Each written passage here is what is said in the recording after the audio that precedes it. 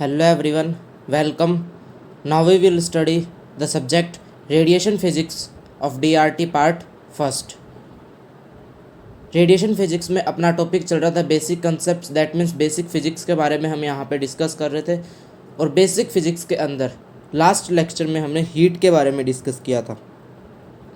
That means कि heat क्या होती है और transmission of the heat, that means heat को एक जगह से दूसरी जगह ट्रांसफ़र करने के जो मेथड थे उन मेथड्स के बारे में हमने डिस्कस किया था. तो आगे के टॉपिक स्टार्ट करने से पहले एक बार लास्ट टॉपिक का अपन रिवीजन कर लेते हैं. तो अगर हीट की बात की जाए तो हीट क्या है? इंटरनल एनर्जी की एक फॉर्म है. ठीक है, कोई भी आपका मैटर है, मॉलिक्यूल है, उसकी जो टोटल इंटरनल एनर्जी होती है, ठीक है, उसका वो क्या एक रूप है. हीट एनर्जी को हम एक जगह से दूसरी जगह ट्रांसफ़र कर सकते हैं, दैट मीन्स ना तो इसे क्रिएट कर सकते हैं और ना ही हमें डिस्ट्रॉय कर सकते हैं. ये चीज़ हमको कहाँ से पता चलती है? Law of conservation of energy से पता चलती है.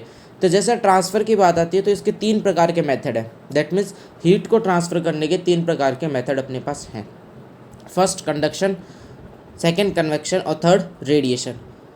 अपन तीनों को डिफ्रेंशिएट करके यहाँ पे अगर समझते हैं तो पता चलता है कि जो कंडक्शन है वो सबसे ज़्यादा किस में पाया जाता है? सॉलिड्स में पाया जाता है लिक्विड और गैसेज में, बट सबसे ज़्यादा सॉलिड्स में पाया जाता है. कंडक्शन में होता क्या है? कभी भी एक्चुअल मोशन नहीं होता पार्टिकल का. दैट मीन्स वहाँ पे पार्टिकल्स वाइब्रेट करते हैं और वाइब्रेट करके वो एक जगह से दूसरी जगह एनर्जी को ट्रांसफ़र करते हैं. दैट मीन्स हीट एनर्जी को ट्रांसफ़र करते हैं. किस तरीके से? नेबरिंग पार्टिकल्स को, दैट मीन्स अपने पड़ोसी जो पार्टिकल्स हैं उनको वो एनर्जी देते हैं. फिर वो पार्टिकल वाइब्रेट करता है और वो अपने पड़ोसी पार्टिकल को एनर्जी देता है. इस तरीके से एनर्जी एक जगह से दूसरी जगह ट्रांसफ़र करती है. और इसका एग्जांपल अपन ने लिया था कि कोई भी एक मेटल की रोड है, उसके एक किनारे को जब आप गर्म करते हो तो थोड़ी देर बाद जो दूसरा किनारा वो भी वहाँ पे क्या हो जाता है? गर्म हो जाता है. जबकि एक्चुअल में वहाँ से वहाँ तक, दैट मीन्स उसके दोनों किनारों कोई भी पार्टिकल ने मूव नहीं किया. हुआ क्या है? इंटरनली पार्टिकल्स का वाइब्रेशन हुआ और वाइब्रेशन के कारण उन पार्टिकल्स ने एक दूसरे को एनर्जी ट्रांसफ़र की थी. दूसरी अगर अपन बात करते हैं कन्वेक्शन की, तो कन्वेक्शन में क्या होता है? विजिबल और actual motion of the particle आपको दिखाई देता है. दैट मीन्स कि जो पार्टिकल यहाँ पे गर्म हो जाता है, जिसके पास एनर्जी मिल जाती है, जिसको हीट एनर्जी, वो अपनी जगह छोड़ देता है और वहाँ पे दूसरा पार्टिकल आ जाता है. तो दैट मीन्स इस तरीके से पार्टिकल्स मूव करते रहते हैं और आपकी एनर्जी एक जगह से दूसरी जगह ट्रांसफ़र होती रहती है. इसका भी एक बेस्ट एग्जाम्पल अपन ने लिया था boiling of the water. That means कि जब आप वाटर बॉयल करते हो तो जब पतीले में आपने पानी रख रखा है, नीचे जब आप उसके हीट लगाते हो तो जो नीचे के जो पार्टिकल है पानी के वो क्या होंगे? गर्म होंगे. गर्म होने के बाद में वो हल्के हो जाएंगे और वो ऊपर की तरफ आ जाएंगे. और जो ऊपर ठंडा पानी था वो किधर जाएगा? नीचे की तरफ जाएगा. तो दैट मीन्स एक साइकिल बनी रहती है और पार्टिकल एक जगह से दूसरी जगह ट्रांसफ़र हुए और आपकी हीट एनर्जी कहाँ से कहाँ तक ट्रांसफ़र हो गई? पतीले के नीचे वाले हिस्से से लेके ऊपर वाले हिस्से तक वो चीज़ें, दैट मीन्स वो एनर्जी ट्रांसफ़र हो गई. इसके अलावा जो तीसरा मेथड था वो था आपका रेडिएशन. और रेडिएशन का सबसे बेस्ट एग्जांपल था आपका सन से जो रेडिएशन के थ्रू हीट आ रही है अर्थ पे, ठीक है, वो. दैट मीन्स कि यहाँ पे अब हीट एनर्जी को ट्रांसफ़र करने के लिए कोई भी मीडियम की ज़रूरत नहीं है, चाहिए होती है solid, liquid, gas. That means किसी की ज़रूरत नहीं पड़ती है रेडिएशन के अंदर. रेडिएशन के अंदर विदाउट मीडियम भी अपन क्या कर सकते हैं? हीट एनर्जी को एक जगह से दूसरी जगह ट्रांसफ़र कर सकते हैं. और इसका बेस्ट एग्जाम्पल आपका है सन टू अर्थ रेडिएशन का आना और उसके साथ हीट भी आना. और एक एग्जांपल अपन ने डिस्कस किया था जिसमें तीनों चीज़ हो रही थी. एक पतीले में आप पानी गर्म कर रहे हो जो कि किस पे रखा हुआ है? हीटर पे रखा हुआ है. ठीक है, अपन स्टोव पे नहीं रख रखा, उसको हीटर पे रख रखा है. तो हीटर में क्या होता है? टंगस्टन की स्प्रिंग होती है. स्प्रिंग से वहाँ से आपकी, दैट मीन्स रेडिएशन के थ्रू क्या निकली है? हीट एनर्जी निकल रही है. जो रेडिएशन के थ्रू तो कहाँ तक जा रही है? पतीले तक जा रही है. पतीले में पानी गर्म हो रहा है, वो आपके कौन से मेथड से हो रहा है? कन्वेक्शन से हो रहा है. ठीक है, अब क्या होता है कि पतीला जब गर्म हो रहा है उसके साथ साथ में उसका जो हैंडल है वो भी गर्म हो रहा है, बट हैंडल तक तो एनर्जी जा नहीं रही. तो वो क्या हो रहा है कि अब वहाँ पे कंडक्शन हो रहा था. तीनों मेथड वहाँ पे आप लोगों को देखने को मिले थे. तो ये सब तो था आपका हीट के बारे में. अब अपन आज के टॉपिक के बारे में डिस्कस करते हैं.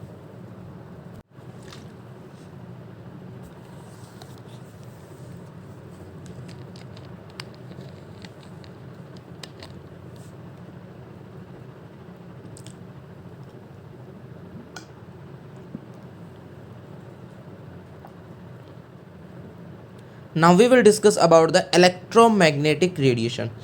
अब अपन यहाँ पे डिस्कस करेंगे किसके बारे में, इलेक्ट्रोमैग्नेटिक रेडिएशन के बारे में। इलेक्ट्रोमैग्नेटिक रेडिएशन क्या होती है उनके बारे में डिस्कस कर लेते हैं थोड़ा सा।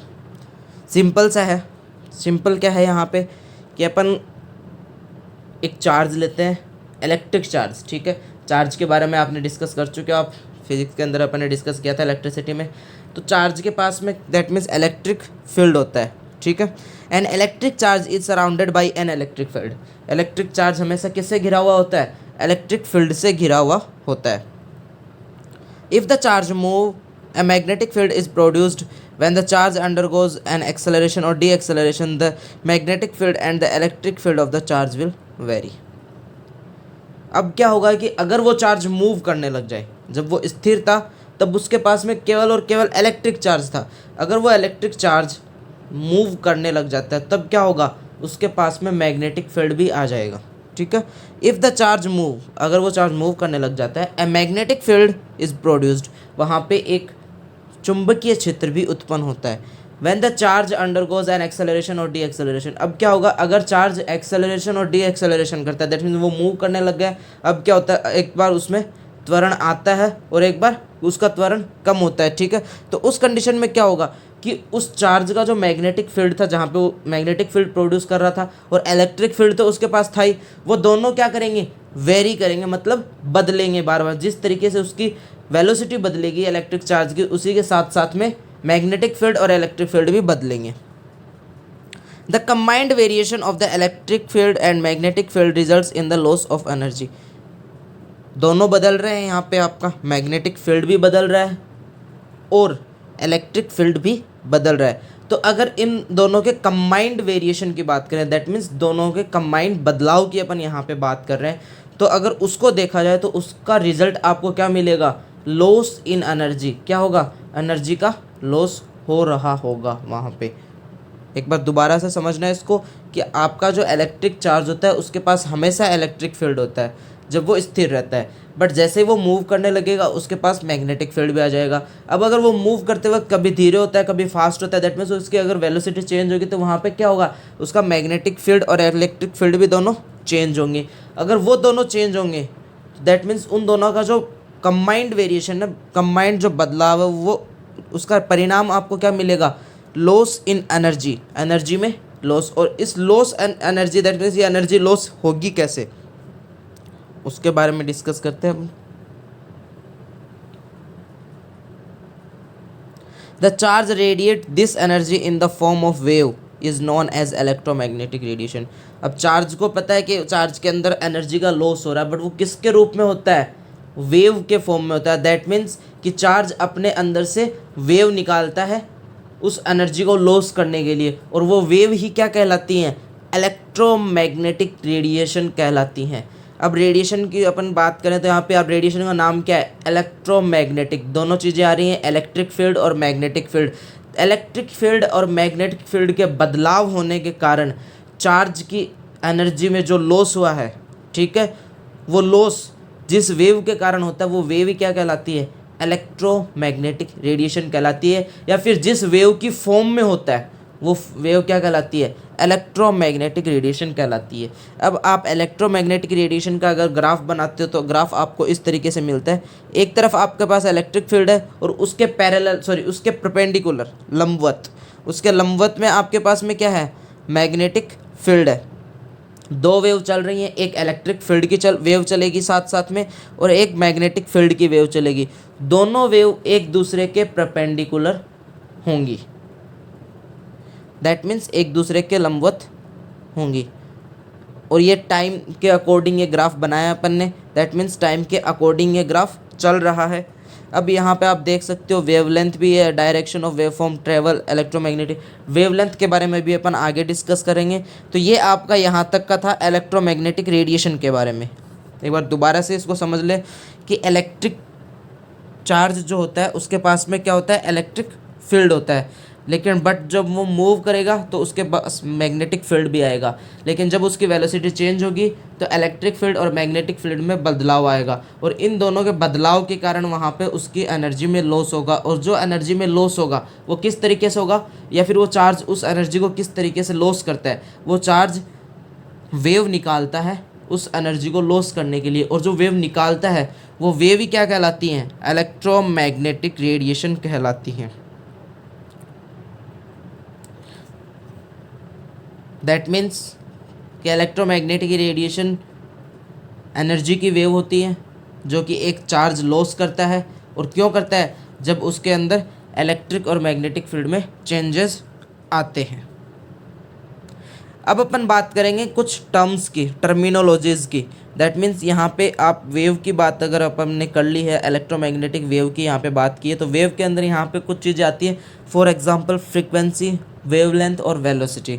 तो उसके बारे में अपन थोड़ा थोड़ा डिस्कस करते हैं कि फ्रीक्वेंसी क्या होती है, वेवलेंथ क्या होती है और वेलोसिटी क्या होती है। Now we will discuss about the wavelength. सबसे पहले अपन यहाँ पे बात करेंगे वेवलेंथ के बारे में। The distance between two consecutive positive negative peak is known as wavelength and denoted by lambda. That means कि जैसा आप ग्राफ शो कर रहे हो, ग्राफ के अंदर consecutive peak, consecutive that means एक के बाद एक, ठीक है। दो अगर यहाँ पे पीक की अगर अपन बात करेंगे तो स्टार्टिंग और लास्ट पीक भी हो सकता है। अपना पीक क्या है, ग्राफ का जो ऊपर वाला जो हिस्सा जहाँ पे मैक्सिमम वैल्यू होती है, ठीक है। वो मैक्सिमम वैल्यू पॉजिटिव में भी हो सकती है और नेगेटिव में भी हो सकती है, तो इसलिए यहाँ पे अपन ने पॉजिटिव नेगेटिव दोनों लिखे हैं। अगर आप पॉजिटिव ले रहे हो तो दोनों पॉजिटिव लेने पड़ेंगे, अगर आप नेगेटिव ले रहे हो तो दोनों नेगेटिव लेने पड़ेंगे। और कंजिक्यूटिव का मतलब जस्ट उसके बाद वाला, तो दैट मीन्स कि दो कंजिक्यूटिव पीक के बीच की जो डिस्टेंस है वो क्या कहलाती है, वेवलेंथ कहलाती है, ठीक है। और वेवलेंथ को हम डिनोट किससे करते हैं, लैम्डा से करते हैं। Now we will discuss about the frequency. The cycles of wave which pass from a fixed point per second is known as frequency of the wave denoted by nu. That means कि आप एक कोई भी fix point ले लो, उस point पे एक second में कितनी साइकिल्स गुजरी, इस वेव की एक सेकेंड में कितनी साइकिल गुजरती हैं, वही क्या कहलाता है, इस वेव की फ्रीक्वेंसी कहलाती है। और इसको हम डिनोट किससे करते हैं, न्यू से डिनोट करते हैं। फ्रीक्वेंसी एक बार दोबारा देखना, the number of cycles which are passed from a fixed point in 1 second. दैट मीन्स कि एक सेकेंड में एक फिक्स्ड पॉइंट से कितने नंबर ऑफ साइकिल्स वेव की गुजरती हैं, वही कहलाता है फ्रीक्वेंसी। और फ्रीक्वेंसी को हम न्यू से डिनोट करते हैं।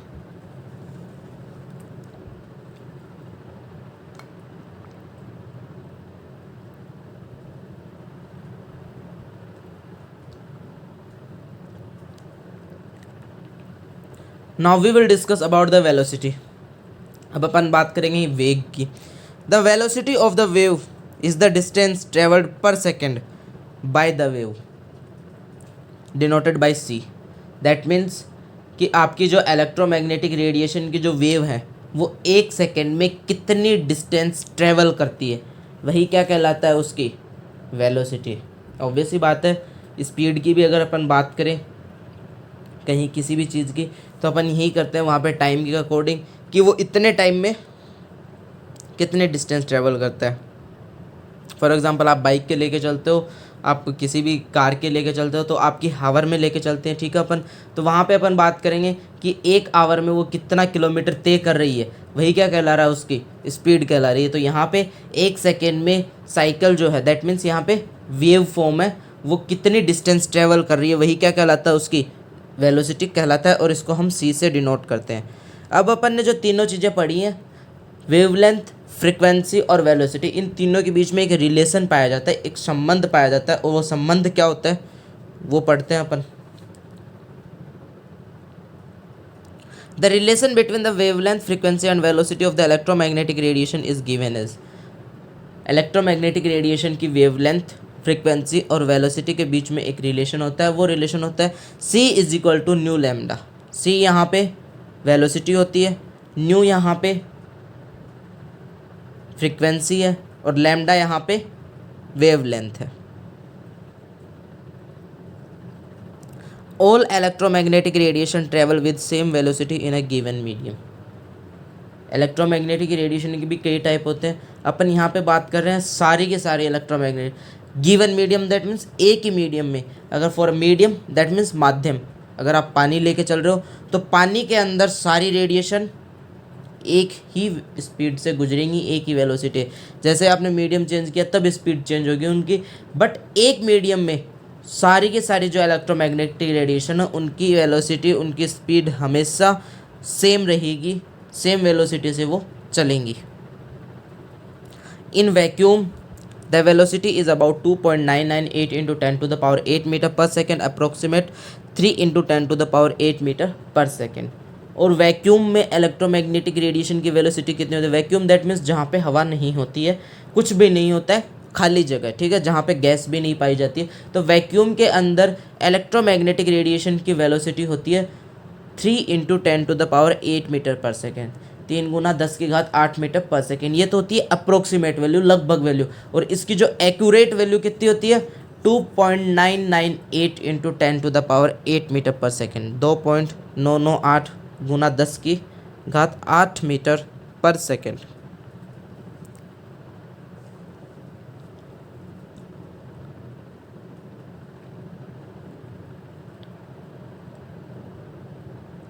तो ये था आपका इलेक्ट्रोमैग्नेटिक रेडिएशन के बारे में, किस तरीके से कि एक इलेक्ट्रिक फील्ड चेंज होता है और मैग्नेटिक फील्ड चेंज होता है। दोनों जब चेंज होते हैं तो आपके पास में एक वेव आती है जिसको आप इलेक्ट्रोमैग्नेटिक रेडिएशन बोलते हो, जिसमें 3 चीज़ें होती हैं, वेवलेंथ होती है, फ्रीक्वेंसी होती है, वेलोसिटी। वेवलेंथ 2 पीक के बीच की डिस्टेंस, फ्रीक्वेंसी एक फिक्स्ड पॉइंट से कितनी साइकिल गुजर रही हैं 1 सेकेंड के अंदर, ठीक है।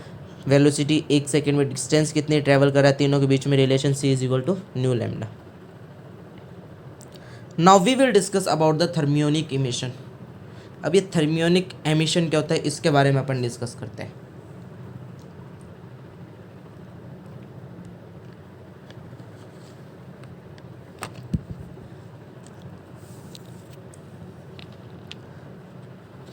जो हेडिंग है, जो वर्ड्स है, इनको आप तोड़ के देखो फिर समझ में आएगा।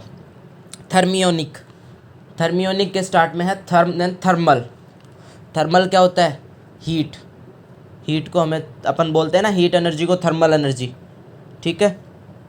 Ionic, thermionic, ionic, ionic ions के लिए, ठीक है। हीट आ गई यहाँ पे, हीट एनर्जी भी आ गई। हीट एनर्जी और आयंस दो समझ में आए। तीसरा है एमिशन। एमिशन का मतलब प्रोडक्शन, एमिट करना, ठीक है। तो दैट मीन्स 3 चीज़ें आपके पास में आ गई, हीट एनर्जी, आयंस और एमिशन। अब इन तीनों से समझो क्या है ये process. When a metal is heated sufficiently its free electron gain enough kinetic energy to leave the metal, this process is called thermionic emission. हुआ क्या? When a metal is heated sufficiently, अगर कोई भी मेटल, कोई भी धातु पर्याप्त मात्रा में गर्म की जाती है, its free electron gain enough kinetic energy to leave the metal, तो उसमें जो भी मेटल धातु में फ्री इलेक्ट्रॉन थे, जब आप उसको हीट करोगे तो अगर उनको इतनी एनर्जी मिल जाती है कि वो अब क्या कर सकते हैं, मेटल की सरफेस को छोड़ सकते हैं, दैट मीन्स उनको काइनेटिक एनर्जी मिल गई। काइनेटिक एनर्जी मिलते ही क्या होता है? वेलोसिटी आ जाती है, ठीक है। हीट का भी बताया था मैंने आपको कि हीट काइनेटिक एनर्जी से रिलेट करता है, जब हीट अपन ने पढ़ी थी। तो जैसे ही आप हीट एनर्जी दोगे तो उनमें काइनेटिक एनर्जी आएगी, और अगर उनमें इतनी काइनेटिक एनर्जी आ गई कि वो मेटल के सरफेस को ही छोड़ेंगे तो वहाँ पे क्या होगा? इलेक्ट्रॉन्स मेटल की सरफेस से बाहर निकल जाएंगे, दैट मीन्स आयंस बाहर निकलेंगे, ठीक है। This process is called thermionic emission, और ये प्रोसेस क्या कहलाती है? थर्मियोनिक एमिशन कहलाती है। दैट मीन्स कि अगर किसी भी मेटल सरफेस को आप हीट प्रोवाइड करते हो और उसमें से इलेक्ट्रॉन्स का एमिशन होता है तो वो प्रोसेस कहलाती है आपकी thermionic emission. The metal which loss electrons get positive charge, obvious सी बात है, जो मेटल इलेक्ट्रॉन्स का लॉस करेगी उस पर पॉजिटिव चार्ज आएगा, बिकॉज वो पहले न्यूट्रल थी इलेक्ट्रॉन और प्रोटॉन के कारण। अब इलेक्ट्रॉन्स निकल गए, प्रोटॉन्स ज़्यादा बचेंगे वहाँ पे, तो मेटल के ऊपर चार्ज कैसा आएगा? पॉजिटिव चार्ज आएगा। Factors affecting thermionic emission. अब अपन बात कर रहे हैं कौन कौन से तथ्य हैं जिनके कारण थर्मियोनिक एमिशन की प्रोसेस प्रभावित हो सकती है। पहला है टेम्परेचर। तो जैसा कि टेम्परेचर की बात की जाए, जैसे जैसे आप मेटल सरफेस को ज़्यादा हीट दोगे, उसका टेम्परेचर इंक्रीज़ करोगे, तो ऑब्वियस सी बात है कि इलेक्ट्रॉन्स को एनर्जी ज़्यादा मिलेगी, दैट मीन्स काइनेटिक एनर्जी ज़्यादा मिलेगी। और जितने इलेक्ट्रॉन्स को ज़्यादा काइनेटिक एनर्जी मिलेगी, उतने ही जल्दी वो इलेक्ट्रॉन्स या फिर उतने ही नंबर में इलेक्ट्रॉन्स वहाँ पे बाहर निकलेंगे। तो ऑब्वियस सी बात है टेम्परेचर के डायरेक्टली प्रोपोर्शनल है। जैसे जैसे आप टेम्परेचर बढ़ाओगे वैसे वैसे इलेक्ट्रॉन्स का एमिशन इंक्रीज़ होगा। फैक्टर्स दैट मीन्स तथ्य अपन पढ़ रहे हैं यहाँ पे कि थर्मियोनिक एमिशन को कौन कौन से तथ्य प्रभावित करते हैं। इसमें अपना पहला तथ्य है टेम्परेचर। उस सरफेस का, दैट मीन्स मेटल सरफेस का, जैसे जैसे आप टेम्परेचर इंक्रीज़ करोगे उसी तरीके से वो जो इलेक्ट्रॉन्स हैं उनको जो काइनेटिक एनर्जी मिल रही है वो भी ज़्यादा मिलेगी। ज़्यादा मिलेगी तो ज़्यादा इलेक्ट्रॉन्स मेटल के सरफेस से एमिट होंगे, दैट मीन्स एमिशन इंक्रीज़ होगा।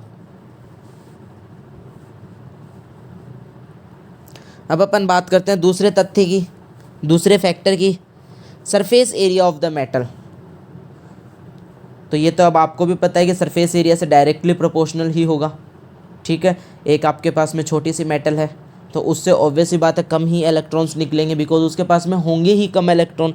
बट एक मेटल की सरफेस बहुत ज़्यादा है, ठीक है। बड़ी मेटल आपने ले ली, बड़ी मेटल की प्लेट ले ली जिसमें सरफेस एरिया ज़्यादा है, तो वहाँ पे इलेक्ट्रॉन्स ज़्यादा हैं तो ज़्यादा इलेक्ट्रॉन्स का एमिशन होगा। तो ऑब्वियस ही बात है एज सरफेस एरिया इंक्रीजेज, जैसे जैसे सरफेस एरिया इंक्रीज होगा the rate of emission is also increases.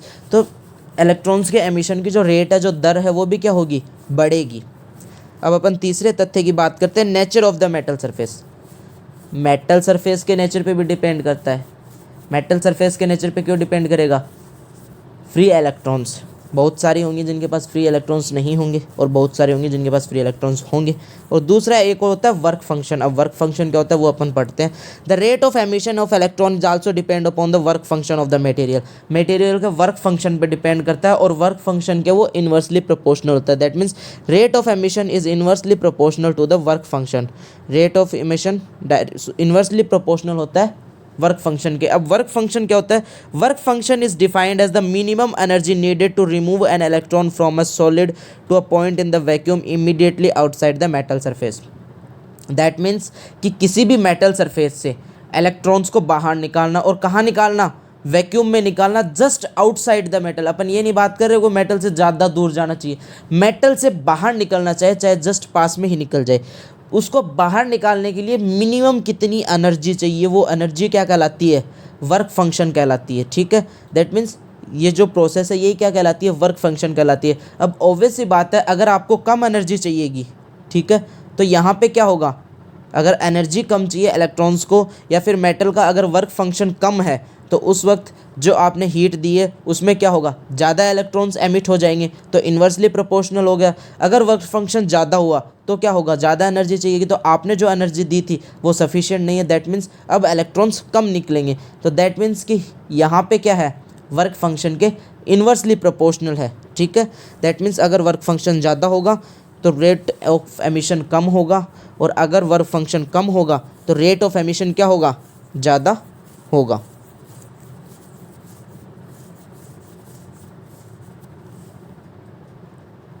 अब अपन बात करते हैं मेन टॉपिक की कि अपन ने थर्मियोनिक एमिशन क्यों पढ़ा। अपन बात करते हैं अपने एक्स-रे ट्यूब की। एक्स-रे ट्यूब में दो पार्ट होते हैं, एक होता है कैथोड और एक होता है एनोड। जो कैथोड होता है वहाँ पे एक फिलामेंट लगा होता है, और वो फिलामेंट का काम क्या होता है, इलेक्ट्रॉन का प्रोडक्शन करना। और वो इलेक्ट्रॉन का प्रोडक्शन कौन से प्रिंसिपल पे करता है, कौन से सिद्धांत पे करता है, थर्मियोनिक एमिशन पे करता है। तो इसका जो एग्जाम्पल होगा, इसका एग्जाम्पल में अपन बहुत सारे एग्जाम्पल लिख सकते हैं, बट अपने जो एग्जाम्पल यहाँ पे रिलेट करता है, मोस्ट इंपॉर्टेंट एग्जाम्पल है अपनी जो थ्योरी में है वो है फिलामेंट का, ठीक है। तो फिलामेंट ऑफ एक्स-रे ट्यूब के बारे में अब अपन डिस्कस करते हैं। The working principle of the filament is the thermionic emission. That means कि जो फिलामेंट होता है एक्स-रे ट्यूब का वो थर्मियोनिक एमिशन के बेस पे काम करता है। अब कैसे करता है, when current supply to the filament of X-ray tube, जैसे एक्स-रे ट्यूब के फिलामेंट को आप करंट सप्लाई करते हो तो फिलामेंट अपना टंगस्टन का बना होता है। Due to high resistance filament get heated. Tungsten का रेजिस्टेंस ज़्यादा होगा, प्रतिरोध ज़्यादा होगा। और आपको भी पता है heating effect of electric current में आपने पढ़ा था कि जहाँ पे प्रतिरोध ज़्यादा होगा वहाँ पे हीटिंग इफेक्ट ज़्यादा होगा। तो ऑब्वियस सी बात है टंगस्टन का यहाँ पे प्रतिरोध ज़्यादा है, तो प्रतिरोध ज़्यादा होने के कारण वहाँ पे हीट निकलेगी। हीट निकले के कारण क्या होगा, फिलामेंट गर्म होगा। The atom absorb thermal energy, filament के एटम क्या करेंगे, उस थर्मल एनर्जी को एब्जॉर्ब करेंगे। And some of the electron in the metal acquire enough energy allow to the small movement for a short distance. और क्या होगा कि कुछ एटम्स के पास इतनी एनर्जी चली जाए कि वो अब बाहर निकल सकते हैं, और वो क्या करेंगे, मेटल से बाहर निकलेंगे और कुछ दूरी पे जाके वो रुक जाएंगे। This process is known as thermionic emission, और इस प्रोसेस को हम क्या बोलते हैं, थर्मियोनिक एमिशन बोलते हैं। और इसी प्रोसेस के बेस पे आपकी एक्सेटिव वर्क करती है। अब जैसे कि यहाँ पे अपन ने एक बात की कि इलेक्ट्रॉन्स कुछ दूर जाके रुक जाएंगे, दैट मीन्स कि इलेक्ट्रॉन केवल एमिट होते हैं यहाँ पे, ठीक है। फिलामेंट का काम होता है इलेक्ट्रॉन का एमिशन करना, ना कि उन इलेक्ट्रॉन्स को कैथोड से एनोड तक पहुँचाना। अब कैथोड से एनोड तक कौन पहुँचाएगा, हम उस पर वोल्टेज अप्लाई करेंगे। वोल्टेज अप्लाई करने से ये जो इलेक्ट्रॉन्स निकले थे, ठीक है, जो कि शॉर्ट डिस्टेंस ट्रेवल किए गए थे, ठीक है, थोड़ी सी डिस्टेंस जिन्होंने ट्रेवल करती, दैट मीन्स फिलामेंट से बाहर निकल के वो थोड़ी सी दूर चल के रुक गए थे। अब उनको जो आप अप्लाइड वोल्टेज लगाओगे वो क्या करेगा, उनको एक्सेलरेट करेगा और कैथोड से कहाँ लेके जाएगा, एनोड तक लेके जाएगा, और फिर आपकी एक्सरेज निकलेंगी। तो यहाँ पे ये आपका 2 टॉपिक कंप्लीट होते हैं, इलेक्ट्रोमैग्नेटिक रेडिएशन और thermionic emission. Thank you so much.